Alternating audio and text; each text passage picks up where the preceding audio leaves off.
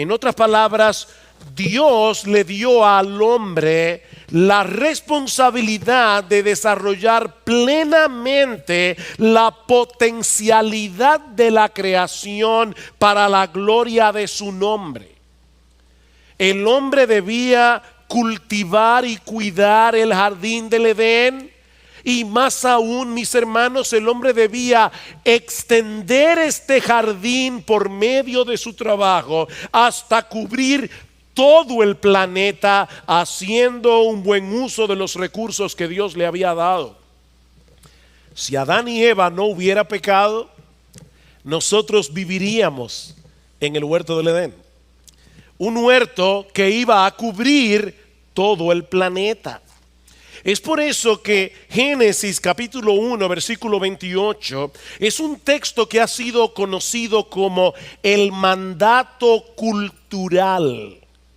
El mandato cultural. Esa es una palabra que encierra la idea de cultivar y que incluye todo tipo de actividad humana que contribuya al desarrollo y al florecimiento de la sociedad. El mandato cultural incluye el arte, el desarrollo de la agricultura, la ciencia, la economía, la tecnología, la política, las estructuras sociales, la buena comida. Y muchas personas, yo espero, ¿verdad?, que se puedan beneficiar de la predicación de la palabra. ¿Saben qué es todo eso, hermanos? El mandato cultural. Hay personas que por el mandato cultural, aún personas que no conocen al Señor, han inventado todas estas cosas, incluyendo el aire acondicionado, para que nosotros podamos sentarnos hoy aquí cómodamente y adorar a nuestro Dios. Piensen en los misioneros que han salido a predicar la palabra de Dios a otros lugares. ¿En qué se van? En avión. Hay personas que se han inventado aparatos a través de los cuales los misioneros pueden llegar bien lejos rápidamente y llevar la palabra de Dios. ¿Qué es todo eso? El cumplimiento del mandato cultural.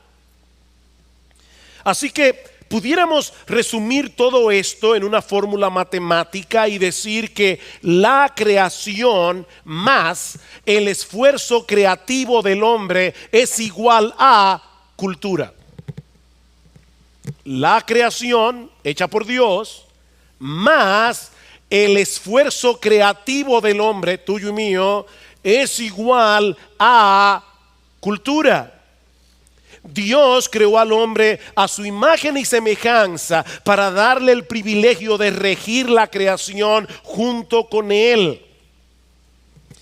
Así que, mis hermanos, hay un trabajo que nosotros estamos llamados a hacer en este mundo como seres creados a imagen y semejanza de Dios, cada uno de acuerdo a los dones, talentos y oportunidades que el Señor le ha dado. Mientras estemos en el mundo, debemos beneficiar al mundo en el cumplimiento del mandato cultural. De manera que la gran comisión dada por Jesús en Mateo capítulo 28 de hacer discípulos a todas las naciones no es la única comisión que Dios nos ha dado. No es la única.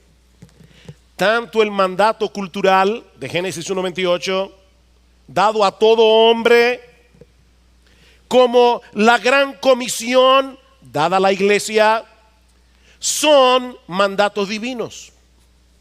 Y ambos deben ser tomados en serio. Por eso Pablo dice en Colosenses capítulo 3, versículos 23 y 24, todo lo que hagáis. ¿A quiénes escribió Pablo ese texto? ¿A los pastores? ¿A los maestros de escuela dominical? ¿A los que sirven en la iglesia? No, a los siervos. A los siervos que hacían todo tipo de trabajo. Y Pablo les dice, todo lo que hagáis, desde limpiar un piso hasta criar a un niño, hasta hacer una casa, hasta hacer una obra de arte, todo lo que hagáis, hacedlo de corazón, como para el Señor y no para los hombres, sabiendo que del Señor recibiréis la recompensa de la herencia, porque a Cristo el Señor servís. Cuando ustedes están envueltos en ese tipo de labores que no son espirituales, ustedes están sirviendo a Jesús.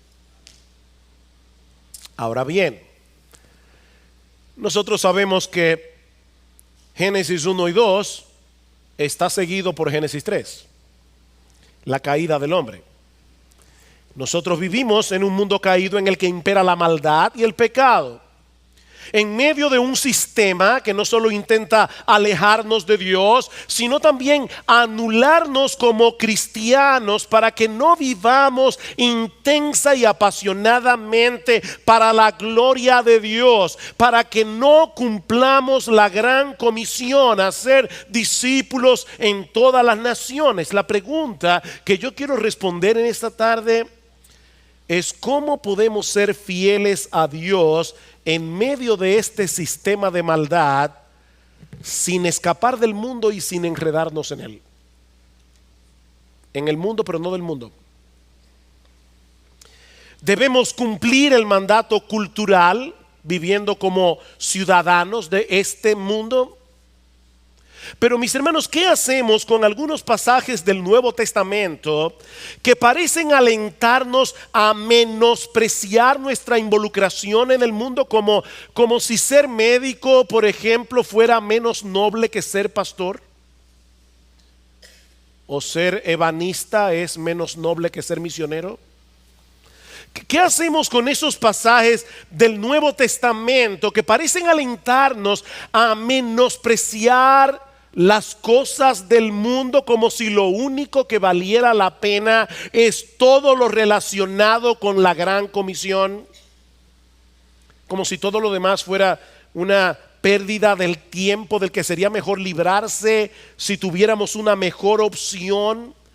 Bueno, lo que yo quiero hacer es ver algunos de esos pasajes. Quisiera considerar con ustedes algunos de esos pasajes para ver si en verdad enseñan lo que muchos creen que enseñan. El primero de estos pasajes, pero a mí no me molesto repetirles las mismas cosas, es Primera de Pedro capítulo 2 versículo 11. Les pido por favor que vayan conmigo a la primera carta de Pedro capítulo 2 versículo 11. Dice el apóstol Pedro: amados, os ruego como a extranjeros y peregrinos que os abstengáis de las pasiones carnales que combaten contra el alma. Absténganse de esas pasiones. ¿Por qué? Porque somos extranjeros y peregrinos en este mundo. ¿Ya lo viste, pastor? Ahí dice claramente que nosotros somos extranjeros y peregrinos. Nosotros no pertenecemos a este mundo. Cuando yo era niño, había una serie de televisión titulada Mi Marciano Favorito, si algunos la recuerdan, protagonizada por Ray Walston como el marciano. Recientemente leí la historia de un hombre de negocios que tenía en su tarjeta de presentación, la imagen del actor de Mi Marciano Favorito, y este texto de Primera de Pedro capítulo 2 versículo 11, con un mensaje que decía: solo soy un extraterrestre esperando irme a casa. Ahora, ¿es eso lo que Pedro nos está enseñando aquí, mis hermanos? Que nosotros somos extraterrestres esperando volar al cielo lo más rápido posible. Vean el texto otra vez. ¿De qué es que debemos abstenernos según Pedro? De las pasiones carnales que combaten contra el alma. Debemos mantener a raya esos deseos pecaminosos. No debemos satisfacer esos deseos. Mis hermanos, cuando nosotros cedemos a las tentaciones para aflojar esa tensión que sentimos mientras somos tentados, hay una tensión, ¿verdad? Cuando somos tentados, una tensión porque tenemos deseos de pecar. Y cuando nosotros cedemos a esa presión para que afloje la tensión, ¿saben qué es lo que estamos haciendo? Estamos tratando de apagar fuego con gasolina. se va a encender más. Es en ese contexto que Pedro describe a los creyentes aquí como extranjeros y peregrinos. Los cristianos somos distintos a las personas que todavía pertenecen a ese sistema de maldad que el Nuevo Testamento señala como el mundo. De manera que aunque vivimos en este mundo físico, no somos del mundo en el sentido espiritual. Vivimos en este mundo físico, hermanos. Somos terrícolas. Pero no pertenecemos a ese sistema de maldad que se opone a Dios. Escuchen lo que sigue diciendo Pedro más adelante en 1 de Pedro capítulo 4 versículos 3 al 4. Porque el tiempo ya pasado os es suficiente para haber hecho lo que agrada a los gentiles, habiendo andado en sensualidad, lujurias, borracheras, orgías, embriagueces y abominables idolatrías. Y en todo esto se sorprenden de que no corráis con ellos en el mismo desenfreno de disolución, y os ultrajan. Los impíos se sorprenden porque nosotros somos para ellos extranjeros y peregrinos. En cuanto a este sistema de maldad, nosotros no pertenecemos a este mundo caracterizado por la sensualidad, la lujuria, las borracheras. Cristo nos compró con su sangre para que no tengamos nada que ver con ese mundo de maldad. Somos extranjeros y peregrinos en lo que respecta a este mundo caído. Nosotros tenemos otro sistema de valores, nosotros tenemos otros propósitos en la vida, nosotros tenemos otras prioridades. Somos extranjeros y peregrinos. Pero ¿saben qué, mis hermanos? Nosotros fuimos creados por Dios para vivir en este mundo. Y por lo tanto, no solo debemos ocuparnos en cosas que son de este mundo, sino que también podemos disfrutar legítimamente de las cosas disfrutables de este mundo. Pablo dice en 1 Timoteo capítulo 6 versículo 17: a los ricos de este siglo mándales que no sean altivos, que no pongan su confianza en las riquezas, las cuales son inciertas, sino en el Dios vivo, que nos da todas las cosas en abundancia, para que las pongamos en un museo y las contemplemos allí detrás de un cristal. No. ¿Para qué Dios nos da las cosas? Para que las disfrutemos. Dios nos da las cosas para que las disfrutemos. Mis hermanos, en ese sentido, repito, nosotros somos tan terrícolas como todos los demás. Necesitamos el oxígeno de este mundo, necesitamos la comida de este mundo, necesitamos la ropa de este mundo. Somos terrícolas, no extraterrestres. Vivimos aquí y viviremos aquí eternamente en esta tierra renovada. Vayan conmigo al Salmo 37. Salmo 37. Mis hermanos, ¿dónde pasaremos la eternidad? Como decíamos el otro día en otro sermón, viviendo, saltando de nube en nube. ¿Dónde viviremos? ¿Dónde pasaremos la eternidad? Lean el Salmo 37, versículo 9, dice: porque los malhechores serán exterminados, mas los que esperan en el Señor poseerán la tierra. Versículo 11: mas los humildes poseerán la tierra y se deleitará en abundante prosperidad. Versículo 22: porque los que son bendecidos por el Señor poseerán la tierra, pero los maldecidos por él serán exterminados. Versículo 29: los justos poseerán la tierra y para siempre morarán en ella. Versículo 34: espera en el Señor, guarda su camino y él te exaltará para que poseas la tierra. ¿Te queda alguna duda? Vivimos aquí y aquí viviremos eternamente en la nueva tierra creada por el Señor. Y ahora yo te pregunto, mi amado hermano, ¿es evidente para las personas que te rodean mientras tú vives tu vida normal en este mundo que tú eres distinto? ¿La gente se da cuenta de eso? ¿Que tú eres distinto?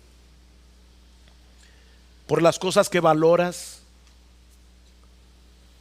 por las cosas que tomas en cuenta a la hora de tomar decisiones. La gente ve claramente que hay cosas que son importantes para ti. Hay personas que se van a mudar a cierto lugar y lo primero que averiguan es si hay una buena iglesia allí donde pueda congregarse con su familia, donde hay pastores fieles que puedan pastorear su alma. Eso es tener prioridades correctas.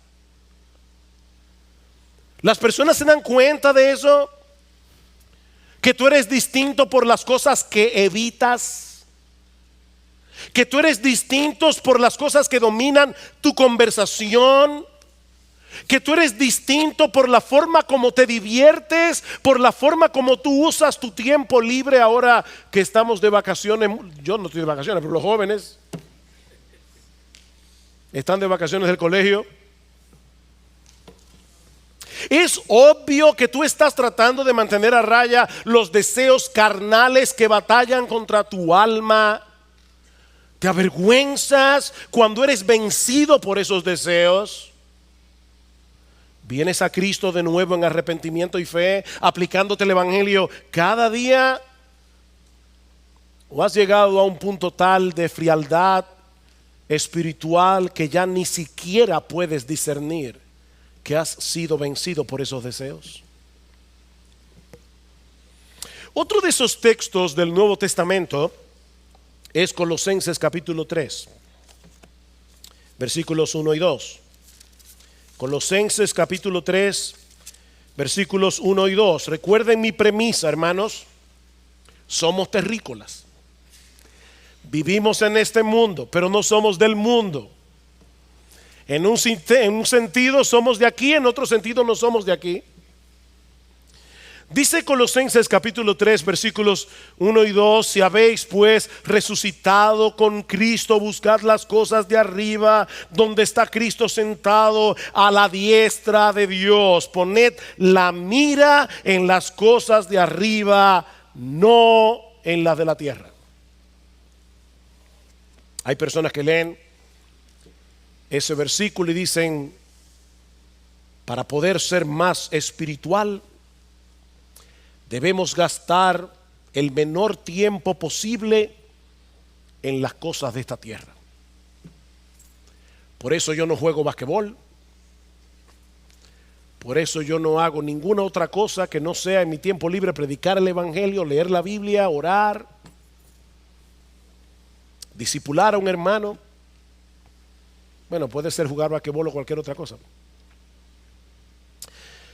Los creyentes debemos tener mucho cuidado en la forma como usamos nuestro tiempo, de manera que las actividades que hacemos aquí no interfieran con nuestra lectura bíblica, no interfieran con nuestro tiempo de oración, con el hecho de compartir con otros la fe que tenemos en Cristo. La pregunta ¿es de eso que Pablo está hablando aquí cuando dice: poned la mira en las cosas de arriba, no en las de la tierra?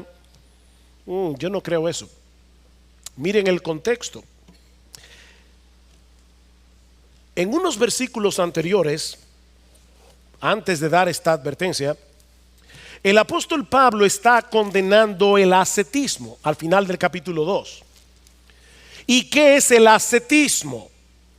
La doctrina que enseña que nosotros debemos privarnos de ciertos placeres y comodidades y llevar una vida rigurosa si queremos crecer espiritualmente. Esta palabra proviene del griego askesis, que significa ejercicio o entrenamiento. El ascetismo promueve una vida de privaciones para llegar a ser más piadosos. No sé quién fue que mencionó, creo que fue Sigfrido que mencionó la semana pasada ese refrán que dicen los norteamericanos: no pain, no gain. Si no hay sufrimiento, no hay ganancia, en este caso espiritual. La idea es que en la medida en que nosotros debilitamos el cuerpo, absteniéndonos de comidas, bebidas, descanso, en esa misma medida fortalecemos el alma y al mismo tiempo ganamos el favor de Dios. Pero mis hermanos, esa idea es totalmente contraria al evangelio. Escuchen lo que dice Pablo en Colosenses capítulo 2, versículo 20. Si habéis muerto con Cristo a los principios elementales del mundo, ¿por qué como si aún vivieran en el mundo os sometéis a preceptos tales como no manipules, no gustes, no toques, todos los cuales se refieren a cosas destinadas a perecer con el uso, según los preceptos y enseñanzas de los hombres. Tales cosas tienen a la verdad la apariencia de sabiduría en una religión humana, en la humillación de sí mismos y en el trato severo del cuerpo, pero carecen de valor alguno contra los apetitos de la carne. Y es inmediatamente después de esas palabras que Pablo nos exhorta a buscar las cosas de arriba, no las de la tierra. Debemos procurar la santidad. ¿Qué son entonces esas cosas de la tierra en las que no debemos poner nuestros ojos? Entonces, ¿cuáles son esas cosas de la tierra en las que no deberíamos ocuparnos para poder ocuparnos de las cosas celestiales? El texto lo enseña claramente en el versículo 5 del capítulo 3. Por tanto, considerad los miembros de vuestro cuerpo terrenal. Aquí se usa exactamente la misma expresión griega del versículo 2. Vuestro cuerpo terrenal como muertos ¿a qué? A la fornicación, la impureza, las pasiones, los malos deseos, la avaricia, que es idolatría. Pablo está diciendo, debido a nuestra unión con Cristo en su muerte y en su resurrección, todos esos pecados ya no deben reinar en nuestra vida. El pecado sigue siendo nuestro enemigo, pero ya dejó de ser nuestro rey. Y por lo tanto, en dependencia del Espíritu de Dios, debemos darle muerte a la inmoralidad sexual, a la impureza, a todos nuestros malos deseos y a la avaricia, que es idolatría. Y luego en el versículo 8 Pablo lo amplía, dice, versículo 8 del capítulo 3, pero ahora desechad también vosotros todas estas cosas: ira, enojo, malicia, maledicencia, lenguaje soez de vuestra boca. No mintáis los unos a los otros, puesto que habéis desechado al viejo hombre con sus malos hábitos. Esas son las cosas de la tierra en las que no debemos poner nuestros ojos. Pablo no está hablando ahí de comerse un mango. Pablo no está hablando ahí de jugar a basquetbol. Pablo no está hablando ahí de leer un buen libro. Pablo no está, me refiero a un buen libro secular. Pablo no está hablando ahí del trabajo. Pablo está hablando de esos pecados. Esas son las cosas de la tierra en las que no debemos poner nuestros ojos. Debemos poner la vista en las cosas de arriba. ¿Y qué son esas cosas de arriba? Donde está Cristo sentado a la diestra de Dios. Lean el versículo 12.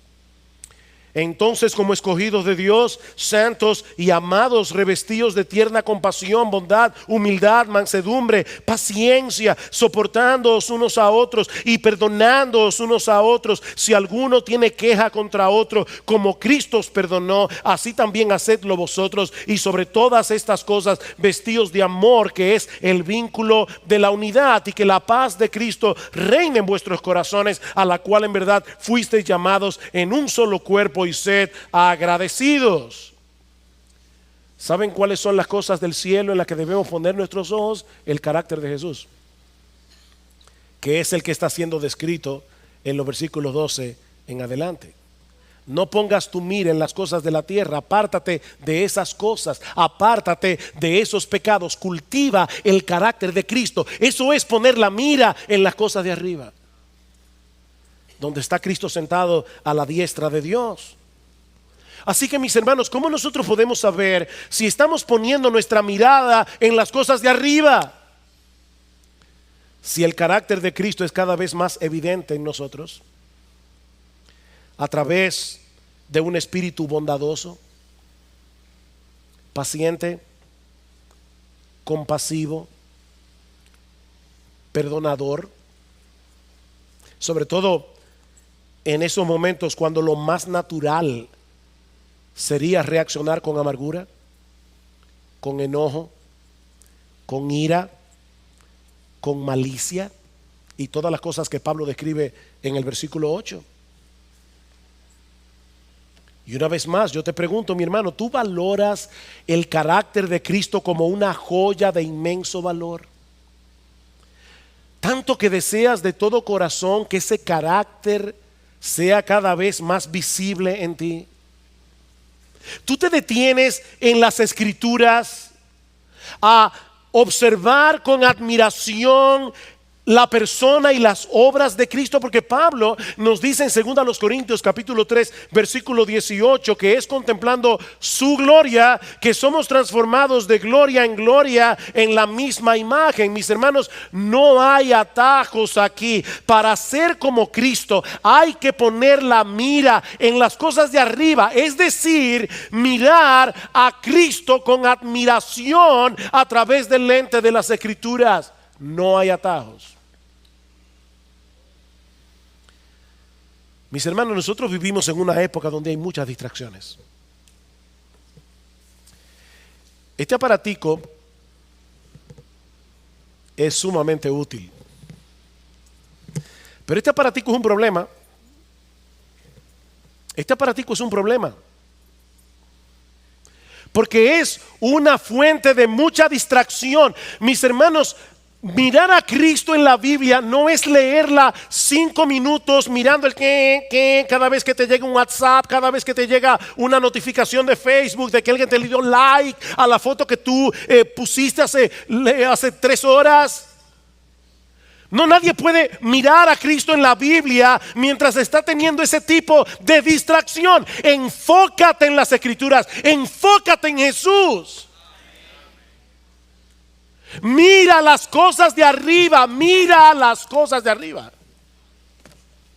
Donde está Cristo sentado a la diestra de Dios. Es de eso que Pablo está hablando en Colosenses. Apártate de la fornicación, apártate de la codicia, apártate de la ira, apártate del enojo, apártate de la mentira, porque son cosas de la tierra. Mira a Jesús con admiración a través del lente de la Biblia. No hay atajos aquí. 2 Corintios capítulo 4 versículo 16. Este sí que es un texto muy mal interpretado. Dice Pablo: por tanto, no desfallecemos, antes bien, aunque nuestro hombre exterior va decayendo, sin embargo nuestro hombre interior se renueva de día en día, pues esta leve pasajera aflicción nos produce un eterno peso de gloria que sobrepasa toda comparación, al no poner nuestra vista en las cosas que se ven, sino en las que no se ven. Porque las cosas que se ven son temporales, las que no se ven son eternas. Pastor, ahí está clarito. Si hay un pasaje que parece promover una vida súper espiritual, una vida extraterrestre, es este pasaje de 2 Corintios. Pablo nos dice claramente en el versículo 18 que no debemos fijar la vista en las cosas que se ven, sino en las que no se ven. Porque las cosas que se ven son temporales, las que no se ven son eternas. Ahora, si nosotros miramos con cuidado el contexto de este pasaje, vamos a ver que Pablo está hablando de otra cosa. Lean conmigo los versículos 8 al 10 de 2 Corintios 4. Pablo dice, hablando de sí mismo y de los que como él estaban predicando la palabra: afligidos en todo, pero no agobiados; perplejos, pero no desesperados; perseguidos, pero no abandonados; derribados, pero no destruidos; llevando siempre en el cuerpo por todas partes la muerte de Jesús, para que también la vida de Jesús se manifieste en nuestro cuerpo. Pablo había tenido que pagar un precio muy alto por su fidelidad a Cristo, pero a pesar de todo eso, es que él dice en el versículo 16: no desfallecemos. No desfallecemos, porque esas son las consecuencias temporales de vivir en un mundo caído, y no pueden compararse siquiera con las bendiciones eternas que tenemos en Cristo. Con esta información en mente, lean otra vez los versículos 17 al 18. Pues esta aflicción leve y pasajera, que es lo que se ve, a lo que se ve es esta aflicción leve y pasajera que tenemos porque somos cristianos. Esta leve y pasajera aflicción nos produce un eterno peso de gloria que no se ve, pero que sobrepasa toda comparación al no poner nuestra vista en las cosas que se ven, es decir, en las dificultades que nos acarrea el hecho de ser cristianos y de ser fieles a Cristo en un mundo caído. Porque las cosas que se ven, es decir, todas estas aflicciones, todas estas persecuciones que sufrimos por ser cristianos, son temporales. Pero las que no se ven, es decir, todas las bendiciones que nosotros tenemos por el hecho de estar en Cristo, esas cosas son eternas. ¿Se dan cuenta, mis hermanos, de qué está Pablo hablando aquí? Pablo no está hablando aquí de las cosas creadas por Dios, como las cosas que se ven, las cuales se pueden ver, tocar, disfrutar. No, él está comparando lo que significa vivir en un mundo caído con las bendiciones que nosotros tenemos en Cristo. Vivimos en un mundo que aborrece a Dios y que por esa misma razón aborrece a los cristianos.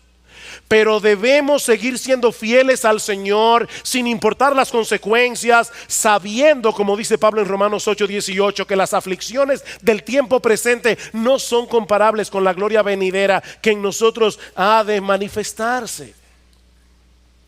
¿Se dan cuenta, hermanos, qué son las cosas que se ven y las que no se ven? Déjame otra vez hacer otra pregunta. ¿Tus hijos se ven? Son muy visibles. ¿Y sabes qué? Tú tienes que ponerle atención a tus hijos y se ven. Tu trabajo se ve. ¿Se ve o no se ve? Tu trabajo se ve. Y tú tienes que ponerle atención a lo que se ve, a tu trabajo. De hecho, yo soy pastor y yo tengo que bregar con este libro que se ve para poder hacer un mensaje que también se ve y predicarlo aquí en la iglesia cada domingo. Así que lo que Pablo está hablando aquí no es de lo que yo veo de este mundo creado por Dios. Las cosas que se ven son las aflicciones, las persecuciones que yo sufro por el hecho de ser cristiano. Esas son las cosas que se ven. Las que no se ven son las bendiciones enormes que nosotros tenemos en Cristo, pero que no se ven. Las cosas que no se ven es lo que Dios está haciendo en nosotros, forjando el carácter de Cristo, haciéndonos más pacientes, que son cosas que no se ven. Se ven los resultados de la paciencia, pero la paciencia en sí no se ve. ¿O alguien pudiera por favor enseñarme una paciencia? Nadie aquí tiene una paciencia, se la doblo de una vez. ¿Alguien tiene aquí una paciencia, un amor, una compasión? Eso no se ve. Y ahora yo te pregunto, a la luz de ese pasaje, ¿estás tú dispuesto a sufrir las consecuencias de ser cristiano? ¿Qué se ve? En la universidad, en tu lugar de trabajo, en medio de tu familia incrédula, en medio de tus amigos, siendo fiel a Dios y viviendo en santidad a pesar de las burlas que se ven, a pesar del rechazo que se ve. ¿O estás tan atento a las cosas que se ven, el aislamiento de tus amigos incrédulos, el maltrato, el rechazo que sufres cuando tú mantienes en alto tus convicciones cristianas, que estás perdiendo de vista las cosas que no se ven, es decir, los enormes privilegios que tienes por el hecho de estar en Cristo? Esa es la pregunta. Un texto más. Primera de Juan capítulo 2 versículo 15.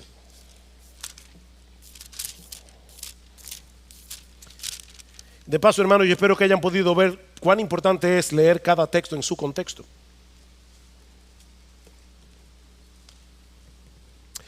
Y de paso también espero que hayan podido ver que para leer la Biblia e interpretarla correctamente no se puede estar distraído. Leer la Biblia toma tiempo. Leer la Biblia bien toma tiempo. Esto no se hace en 2 minutos. Primera de Juan capítulo 2 versículo 15. No améis al mundo ni las cosas que están en el mundo. Si alguno ama al mundo, el amor del Padre no está en él. Este sí que es un texto categórico. No améis al mundo. No hay nada sutil, no hay nada complicado en esta frase. Y por si acaso alguno tuviera alguna duda de cuáles son las cosas incluidas en esa exhortación, Juan sigue diciendo: ni las cosas que están en el mundo. ¿Cuántas cosas del mundo podemos amar? De acuerdo a ese texto. ¿Cuántas? Ninguna. Ninguna. Ni una sola. Y la razón que Juan nos da no podía ser más tajante. Si alguno ama al mundo, el amor del Padre no está en él. ¿Qué significa eso? Que una persona que ama al mundo de la manera como Juan lo está señalando en el texto no es cristiana. Eso es lo que el texto dice. Si alguno ama al mundo de esa manera, el amor del Padre no está en él, es un inconverso. Ahora tenemos que preguntarnos una vez más, ¿qué significa eso? ¿Contradice este texto todo lo que hemos dicho hasta aquí acerca del hecho de que Dios quiere que nosotros hagamos cosas como personas que vivimos en este mundo? Antes de responder esa pregunta, es interesante notar que Juan es el escritor del Nuevo Testamento que usa con más frecuencia la palabra mundo. 78 veces en su evangelio, 24 veces en sus cartas. El problema es que Juan no siempre usa la palabra mundo con el mismo significado. Por ejemplo, ¿qué dice Juan 3:16? Que de tal manera amó Dios al mundo que dio a su Hijo unigénito para que todo aquel que en él cree no se pierda, mas tenga vida eterna. Mis hermanos, si hay algún sentido en el que Dios ama al mundo, nosotros debemos amar al mundo en el mismo sentido en que Dios lo ama, ¿o no es así? Así que aquí tenemos, no améis al mundo, pero Dios amó al mundo, y nosotros debemos amar al mundo como Dios lo amó. Es obvio que la palabra mundo en Juan 3:16 tiene un significado y en primera de Juan 2:15 tiene que tener otro significado, ¿no es así? Otro texto que resulta muy iluminador es lo que Jesús le pide al Padre en Juan 17, cuando está orando por sus discípulos antes de su muerte en la cruz y su ascensión a los cielos. Dice en el versículo 15: yo no te ruego que los saques del mundo, sino que los guardes del mal. Jesús le pide al Padre que nos guarde del sistema mundano que impera en este mundo y que es contrario a los planes, los valores, la voluntad de Dios. Pero seguimos viviendo en este mundo. No lo saques del mundo. Y hay un montón de cosas que debemos hacer en el cumplimiento del mandato cultural y de la gran comisión. ¿No es así? ¿Y dónde las vamos a hacer? Aquí en el mundo. Con esto en mente, volvamos otra vez a primera de Juan capítulo 2, versículo 15.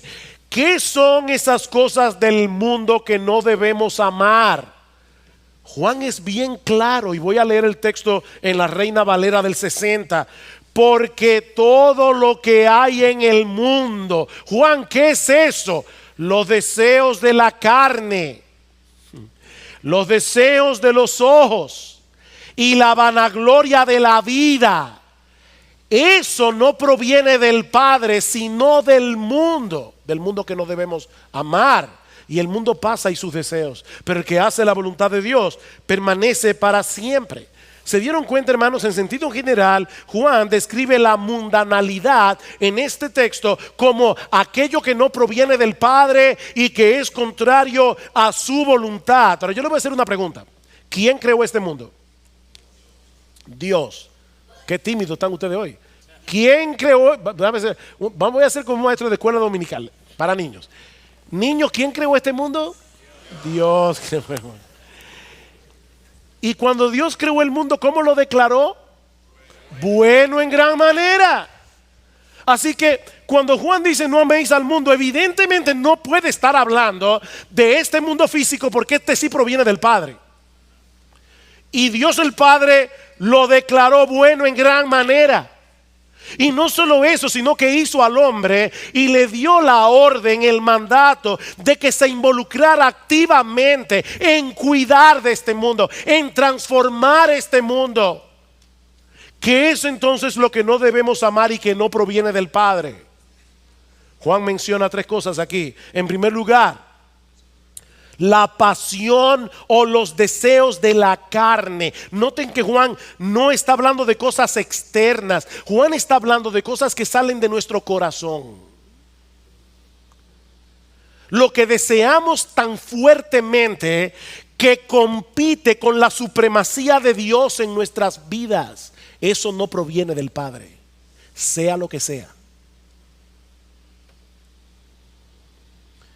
Puede ser un interés desmedido por la ropa o por tener una buena figura.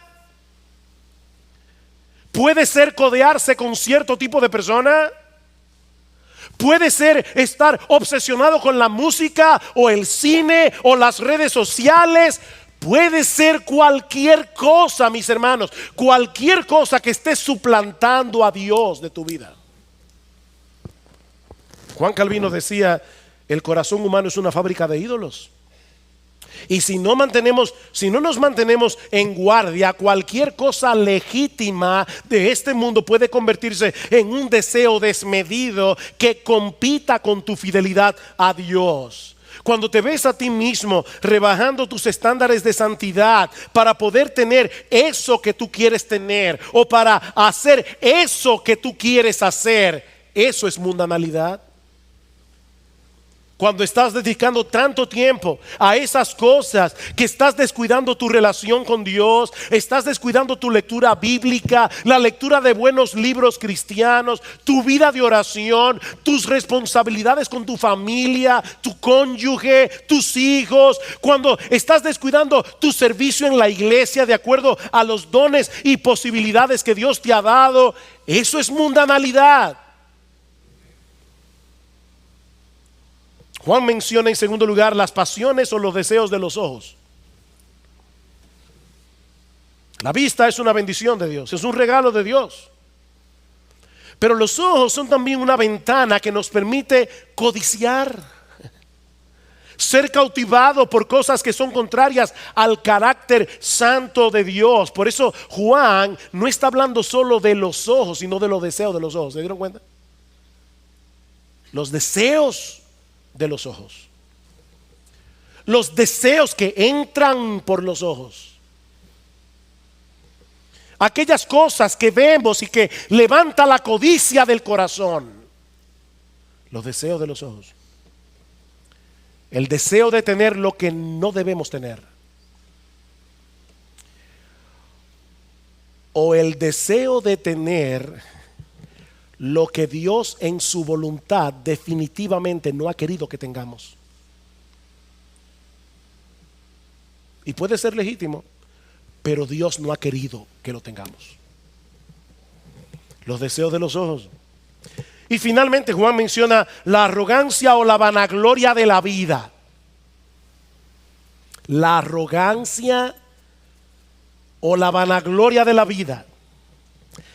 Enorgullecerte de tus logros, de tus talentos, de tus habilidades, incluso de tu crecimiento espiritual, como si ninguna de esas cosas fueran un reflejo de la obra de la gracia de Dios en ti. ¿Qué tú tienes que tú no hayas recibido? Y si lo recibiste, ¿por qué te glorías como si no lo hubieras recibido? Primera de Corintios capítulo 4 versículo 7. Eso es mundanalidad.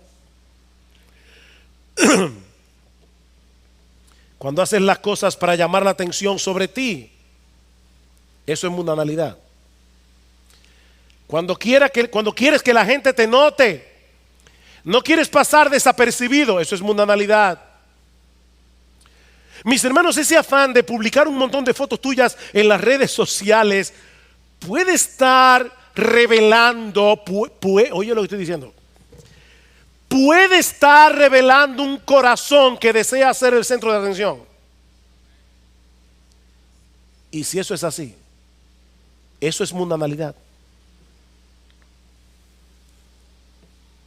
¿Por qué una mujer cristiana se atreve a usar una ropa ajustada al cuerpo o demasiado corta o demasiado escotada, a pesar de que la Biblia dice claramente que las mujeres deben vestirse con modestia? ¿Por qué? Las razones pueden ser muchas. deseo de llamar la atención, de estar a la última moda sin importarte que otros puedan tropezar debido a tu vestimenta. Puede ser falta de intencionalidad en mostrar el carácter de Cristo. Una mujer cristiana debe pararse frente al espejo y decir intencionalmente: ¿yo puedo mostrar a Cristo con esta ropa? Pero sea lo que sea, eso no proviene del Padre, eso proviene del mundo. Eso es mundanalidad. Tratar de hacer las cosas en nuestras propias fuerzas sin depender de Dios en oración, eso es mundanalidad. ¿Han pensado en eso? De hecho, esa es una de las características más sobresalientes de las personas del mundo, su independencia de Dios. ¿No es así? Su autonomía. Eso es mundanalidad.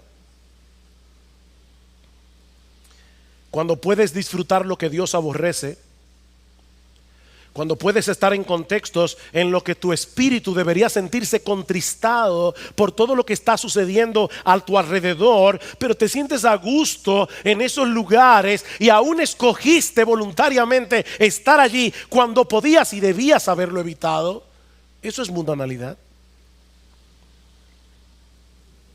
¿Se dan cuenta, mis hermanos? El Señor me haya podido demostrar que la Biblia no nos exhorta a tratar de escapar literalmente del mundo, sino más bien a guardarnos de la malignidad de este mundo. La Biblia nos exhorta a colocar a Dios en el tope de nuestras prioridades, de tal manera que ninguna cosa de este mundo compita con nuestro deleite en Él.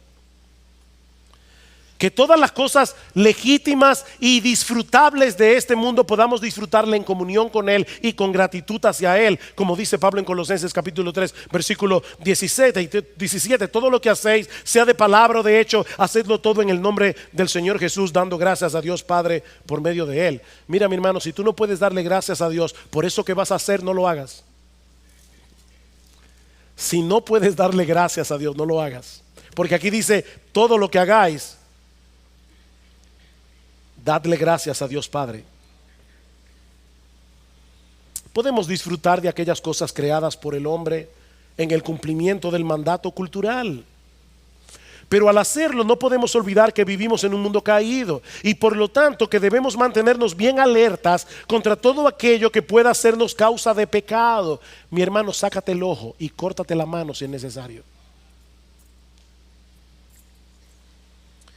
Lo que Dios desea para nosotros no es que vivamos como monjes, apartados literalmente de la sociedad. No, Dios quiere que nos involucremos haciendo el bien, sirviendo a otros a través de nuestra vocación, de nuestras buenas obras. Aún Dios quiere que nosotros podamos disfrutar de las cosas legítimamente disfrutables de este mundo.